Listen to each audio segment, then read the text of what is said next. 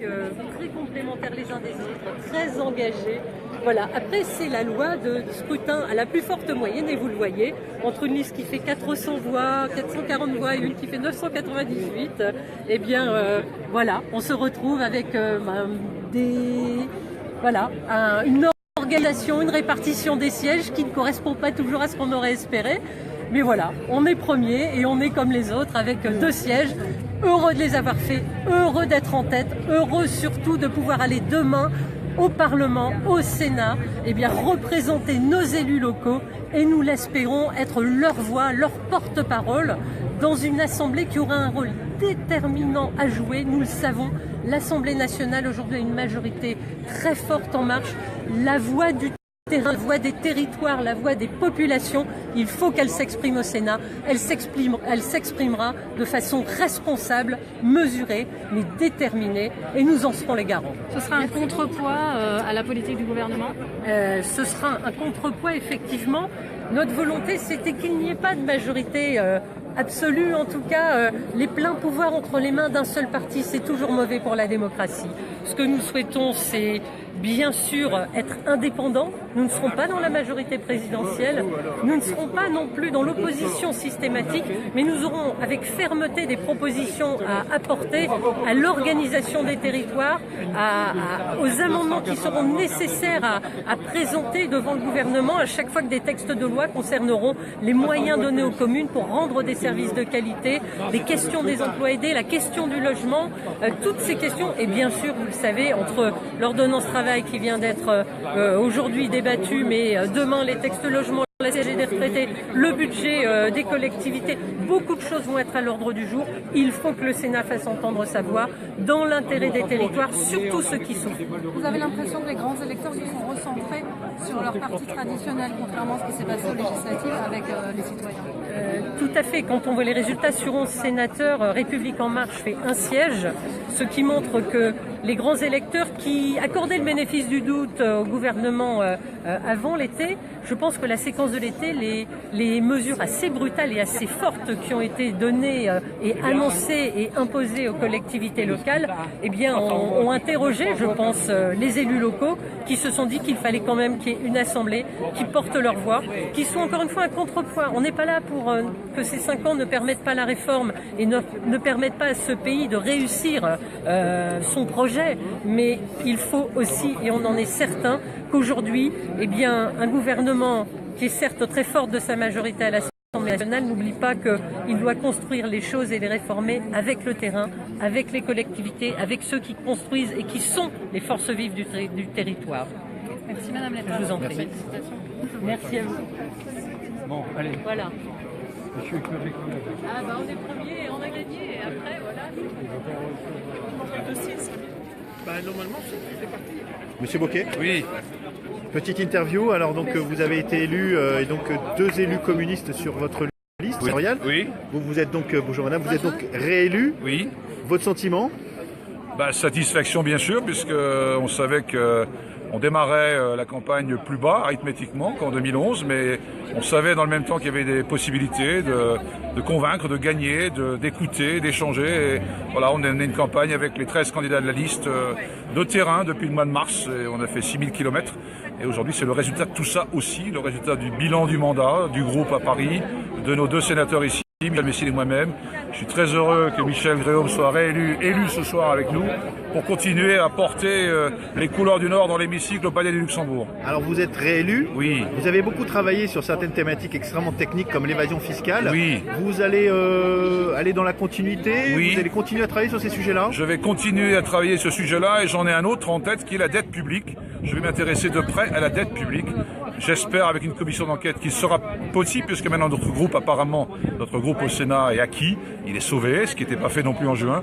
Donc on va se donner les moyens de travailler sur ce sujet qui est aujourd'hui central dans les politiques menées en France, en Europe et dans le monde. En tant que nouveau sénateur, est-ce que vous allez aussi intervenir sur le canal Seine-Nord qui nous concerne un peu plus ici, nous, dans le Nord? Absolument, absolument. Toutes les thématiques relatives au département nous concernent et il faudra qu'on se rassemble dès demain, tous les élus. Ça a commencé de se faire. Hein. Le président de région a mené un travail remarquable là-dessus. Il faut que tous se rassemblent à partir de demain pour continuer à exiger que ce projet se lance dans l'intérêt de la région. Vous pouvez nous dire un petit peu ce qu'il en est par rapport au sénatorial sur justement le groupe communiste au Sénat? Vous pouvez nous dire le nombre d'élus? Écoutez, d'après les informations que j'ai à l'heure qu'il est, notre groupe est sauvé. Je rappelle qu'il faut 10 sénateurs et sénatrices pour avoir un groupe. Voilà, donc les chiffres qu'on connaît, on avait 2 personnes élues en 2014, on avait 16 sortants renouvelables cette fois-ci. Donc là, on est à 11-12 acquis à l'heure qu'il est. Donc c'est-à-dire qu'on a un groupe CRC communiste au Sénat. D'accord. Votre position, c'est l'opposition ferme, totale? C'est la défense des intérêts des gens contre toutes les politiques d'austérité qui viendront d'où qu'elles viennent. D'accord. Sur les réformes qui ont été mises en place depuis le début du quinquennat, quel est votre sentiment? Eh bien, écoutez, ce que je peux dire, c'est que M. Macron a réussi en moins de 100 jours à se mettre à dos les élus locaux. Et je crois que ça s'est exprimé aujourd'hui. Voilà, la liste En Marche obtient un siège dans le Nord, mais il y avait des ambitions beaucoup plus fortes pour le pays du côté d'En Marche au mois de juin. Le contexte a beaucoup changé et je pense qu'il va falloir résister pour défendre vraiment la commune et les collectivités territoriales d'une manière générale parce qu'il y en a besoin dans cette République et dans cette démocratie. Merci Eric Bocquet. Merci beaucoup. Et bonne élection, félicitations. Merci. Je vais continuer à tourner pour avoir d'autres réactions, notamment j'attends la réaction de M. Caner et d'avoir d'autres réactions politiques. Je sillonne entre les élus et donc pour avoir des réactions notamment par rapport à certains élus. Voilà, je tourne. Monsieur Poiret, on peut avoir une réaction? Donc finalement, ouais. 2 élus, vous avez l'air déçu? Non, je suis pas déçu, si vous voulez, c'est simplement le mode de calcul. Bon, on fait 998 voix. On a 2 élus. La liste du Parti républicain fait 673 voix. Elle a 2 élus également. Au plus fort reste, il y a 4 voix d'écart. Ah oui, c'est donc vraiment perdre un siège à 4 voix, c'est un peu dommage. Je veux dire, bon là, quand on voit 998 de sièges, 673 de sièges, par rapport à la campagne qu'on a pu faire et avec Valérie et avec Jean-René Le Serre, bon voilà, c'est pas de la déception. On est très content d'avoir 2 élus. On en avait 2 avant, on en a 2. Mais on aurait pu en avoir 3. 4 voix après, c'est... Votre commentaire sur les chiffres globaux, sur les différentes élections des différents partis, quel est votre sentiment à chaud? Ah ben à chaud, le Parti républicain, la liste du Parti républicain qui avait, je veux dire, la dédiction du parti n'est pas arrivée en tête. Elle fait 673. Nous n'avions pas de dédiction du tout. On fait 998. Donc là, c'est une grande satisfaction. Ça le montre bien. La liste de Patrick Caner fait 986. C'est dans la plaque, c'est 2 élus. Au niveau du PC 749, je trouve que c'est un bon score. Et Jean-Pierre Decolle et Denis Walblett font leur siège. Voilà, on peut regretter, je veux dire, que dans le Douaisis, nous n'aurons plus du tout de sénateurs, je veux dire, vu que notre collègue maire de Orchy n'est pas élu. Je pensais, je veux dire que, pareil, là, il a 986. Au niveau de Caner, on aurait pu croire qu'il aurait fait 3 sièges. D'accord. Une dernière question concernant ces élections. Par rapport à la majorité départementale, est-ce que ça va laisser des traces? Est-ce qu'au contraire, la majorité va rester derrière son président et derrière l'exécutif? Attendez, la majorité va rester derrière son président, derrière son exécutif. On est là pour travailler pour les nordistes. Ce qui est principal au Sénat, c'est que le président de la République n'est pas les 3/5e. Entre l'Assemblée, avec l'addition de l'Assemblée et le Sénat, bon, il s'avère que suivant les résultats qu'on a, il n'aura pas les 3/5e, donc il ne pourra pas modifier la Constitution comme il souhaitera, il sera obligé de passer devant le peuple, et ça c'est une très bonne chose. Voilà, je pense que c'est important qu'aujourd'hui, il ne puisse pas y avoir des réformes qui perturbent les Français sans avoir la validation du Sénat, voilà, ou du référendum. Voilà, ça c'est important. Parfait, merci Monsieur Poiret et bonne soirée. Merci. Là, je cherche Patrick Caner, je ne sais pas où il est.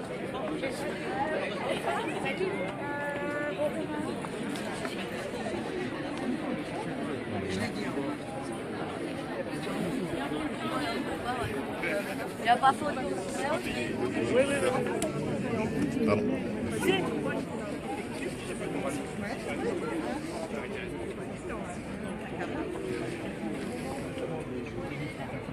de Lille qui me font penser le contraire. Ce sont des concurrents. Pas des partenaires, plutôt des concurrents. Concurrents, voire des adversaires. On voit des adversaires très clairement. Dire le populisme et la protestation politique que porte la France insoumise ne relève pas de notre de la tradition qui est la nôtre. Ok, merci à vous. Monsieur Caner, Oui. quelques questions pour l'observateur. Oui. Votre réaction? Une réaction partagée. J'espérais, y compris notamment pour mon ami Dominique Bailly, un 3e siège. Mais personne n'a de 3e siège ce soir. Il y a une répartition quasiment arithmétique, même si 2 listes sont arrivées très largement en tête. Plus de 200 voix d'avance, je crois, vis-à-vis de la 3e liste. Mais le mode de scrutin fait que ces 2 listes n'ont pas eu de prime à leurs bons résultats, dont acte.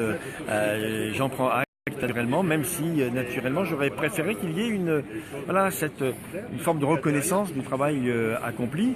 Moi je suis très content d'être 2e, derrière juste Valérie Létard, à 12 voix près, sauf erreur de ma part, ce qui, vu de notre côté qui est le nôtre, avec toutes les pertes de villes qui ont été les nôtres en 2014, et je crois un bon score. Vous avez fait campagne pour ces sénatoriales, vous avez labouré le terrain. Oui. On voit effectivement que tous les candidats n'ont pas fait. Qu'est-ce que vous avez appris pendant cette campagne, au contact des élus et du terrain? Vous savez, j'ai été président du Conseil général et avant premier vice-président du Conseil général, et quand j'étais ministre, je n'ai jamais abandonné le Nord, bien au contraire. Donc je pense que le travail qui a été le nôtre doit être reconnu. Et vraiment, je sens que les élus ont besoin de représentants qui leur ressemblent, qui sont légitimes parce qu'ils connaissent les préoccupations qui sont les leurs. Et manifestement aujourd'hui, dans le contexte qui est le nôtre, ils ont besoin de défenseurs au Sénat face à une Assemblée nationale qui est monocolore, en tout cas très doigt sur la couture. Oui, et donc au Sénat, donc pour vous, vous allez être dans l'opposition systématique, ferme, totale au pouvoir Macron? Sûrement pas. Je l'ai dit et nous l'avons écrit dans notre programme. Nous serons d'une totale vigilance avec un objectif qui est travailler auprès des élus. Je considère que Emmanuel Macron peut faire des bonnes propositions. Sur les dossiers européens, je veux dire que je suis très en phase avec ce qu'il propose. Sur les dossiers locaux, il manifestement là un virage libéral qui ne me plaît pas. Et nous ferons valoir notre petite musique au Sénat. Pour être très clair, je m'opposerai à tout ce qui me semble être contraire à l'intérêt de la France. L'annonce du Premier ministre qui dit que finalement l'enveloppe pour les collectivités locales va augmenter de 300 millions d'euros, oui, ça vous rassure? Il y a une logique de yo-yo actuellement. On diminue de 300 millions d'euros la DETR, on la réaugmente, enfin... Très honnêtement, poser la question aux élus, ils ne comprennent plus grand-chose à ce qui est en train d'arriver dans notre pays. Les annonces à quelques jours des sénatoriales ne m'impressionnent pas manifestement. Dernière question sur les forces de gauche dans le Nord. On voit que les communistes ont fait plutôt un bon chiffre. Est-ce que vous pensez que c'est pour vous un nouveau cycle pour la gauche dans le Nord? Écoutez, moi j'ai toujours des excellentes relations avec Éric Bocquet. Son travail a été reconnu. Je suis très content pour le Parti communiste et pour Éric Bocquet en tant que tel, un excellent sénateur. Il est clair aujourd'hui que Éric, avec 2 sièges, fait vraiment un très bon résultat qui était presque inespéré. Et donc, voilà, 2 socialistes, 2 communistes, je pense que nous représentons aujourd'hui une force qui est incontournable. Toute dernière question, c'est promis. N'importe qui, le citoyen, peut vous saisir, vous en tant que sénateur, et de quelle façon? Oh, c'est très simple. Vous savez, je vais ouvrir une permanence très prochainement à Lille avec Martine Filleul. Nous allons travailler ensemble. Et je puis vous dire que nous ne serons pas des sénateurs de Lille. Nous ne serons pas des députés bis. Nous serons les sénateurs du Nord et tous les citoyens du Nord pourront nous contacter. Ils auront numéro de téléphone, site internet, site boîte email naturellement. Et mon numéro de téléphone est archi connu de tous les élus du Nord. D'accord, donc on continuera à vous voir sur le terrain? Oh que oui. Merci monsieur le ministre. Merci à vous.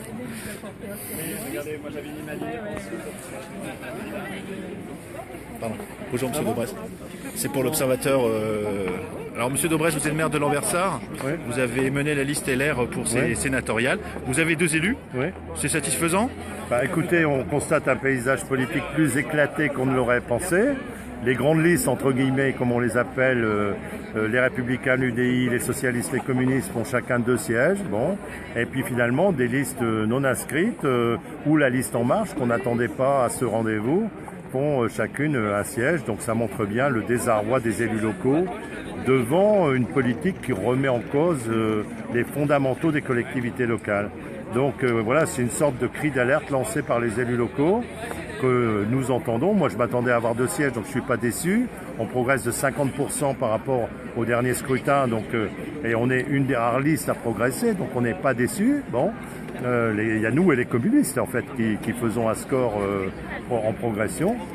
Pour autant, ça veut dire qu'il faut qu'on aille au Sénat pour combattre la réforme des communes que le gouvernement veut imposer à travers la taxe d'habitation, les contrats aidés, etc. Vous serez dans l'opposition totale déterminée au pouvoir en place? Ce serait dans l'opposition responsable. Opposition parce que nous serons intraitables pour nous battre contre la réforme des collectivités locales, mais responsable parce que sur un certain nombre de textes, le terrorisme, les lois sur le travail et d'autres, nous sommes évidemment prêts à voter si ça va dans le bon sens. Moi en plus, étant l'ancien ministre du Logement, vous m'entendrez intervenir dans la réforme du logement qui arrive au mois de décembre au Sénat. Donc on a bien compris que vous ne serez pas dans le groupe constructif du Sénat. Je l'ai dit depuis le départ, moi ma liste a été élue dans la clarté. Tous ceux qui seront les élus de ma liste, je l'avais dit, siégeront au groupe Les Républicains, voteront pour Larcher comme président, pour Retailleau comme président de groupe, et seront clairement dans la ligne des Républicains, qui n'est pas la ligne des constructifs. Merci M. Daubresse, voilà. Et bonne soirée. Félicitations. Je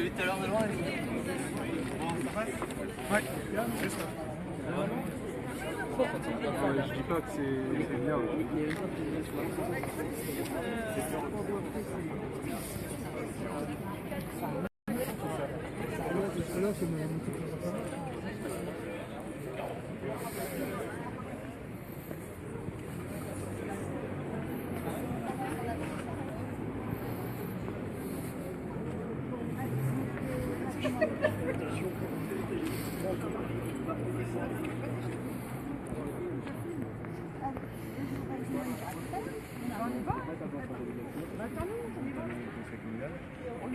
Ouais, j'arrive.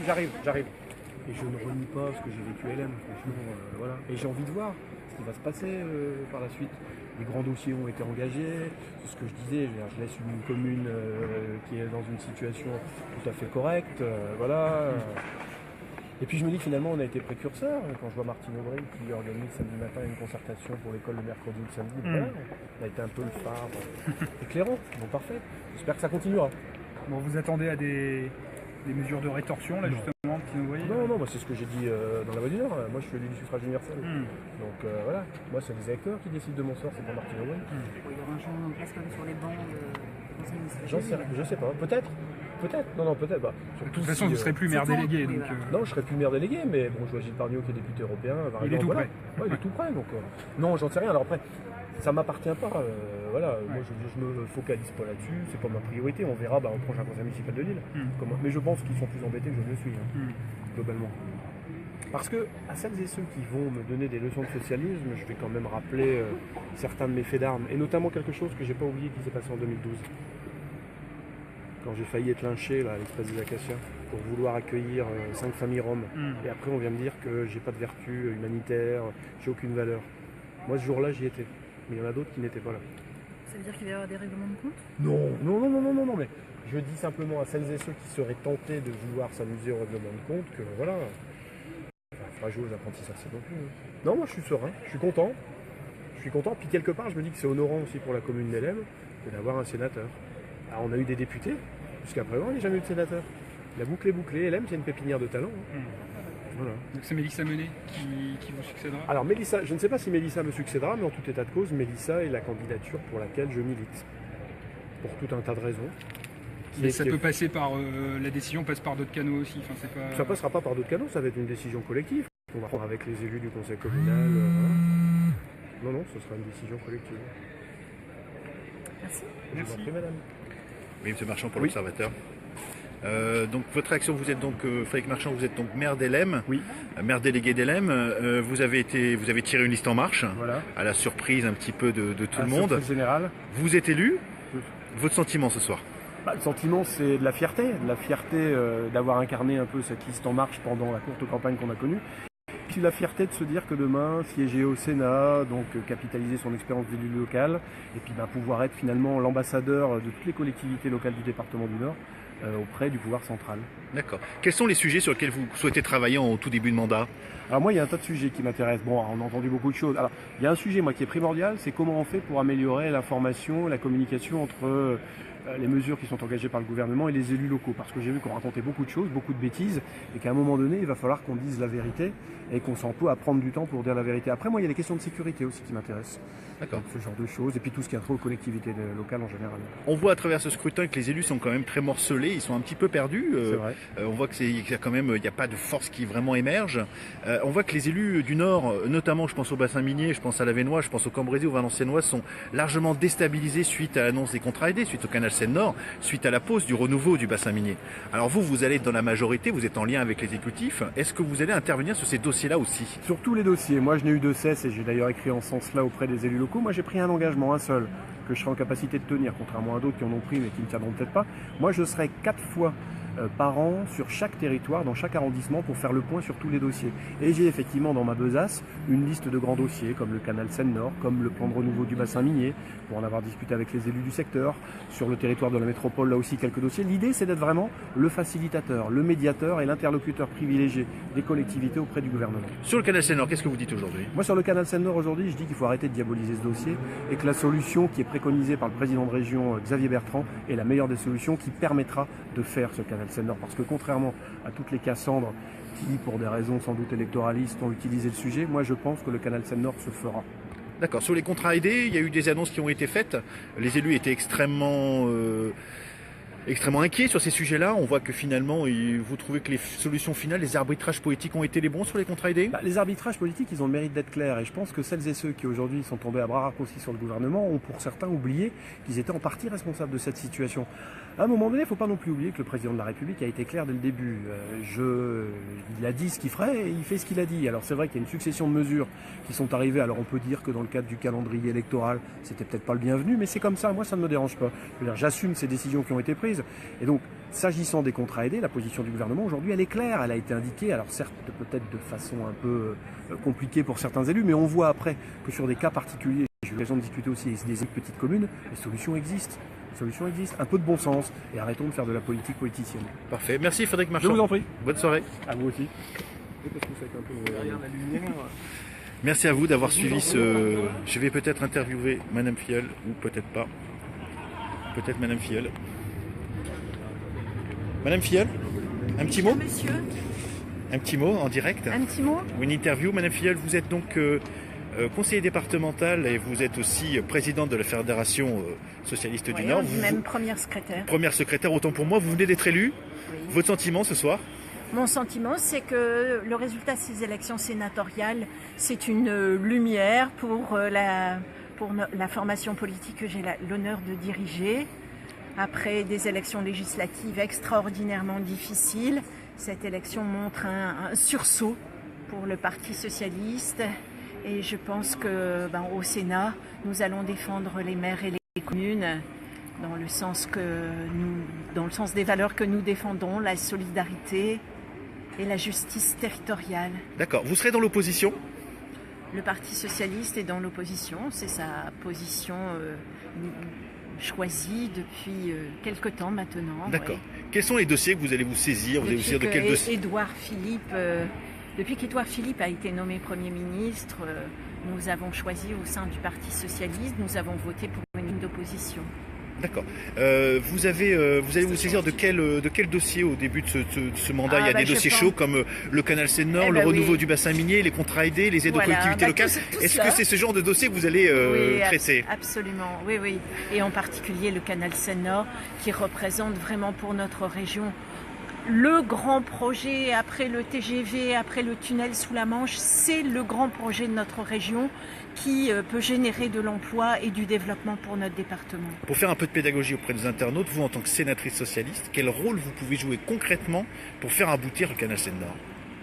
Pour faire aboutir le canal Seine-Nord, il faut créer un rapport de force avec le gouvernement, montrer toute l'importance que cela représente pour les habitants du Nord qui ont tellement donné pour notre pays. Nous avons le droit d'avoir notre grand projet générateur d'emplois. Nous ne demandons pas l'aumône au gouvernement, nous ne demandons pas l'aumône à l'État. Les collectivités territoriales ont déjà montré qu'elles avaient la capacité de financer pour partie le canal Seine-Nord. Il faut maintenant qu'il entende la voix du Nord, si j'ose. Merci Madame Fiel et félicitations pour votre élection. Merci beaucoup. Voilà, merci à tous. Voilà, c'est fini pour ce live sur les législatives. Je vous souhaite une bonne soirée. Au revoir.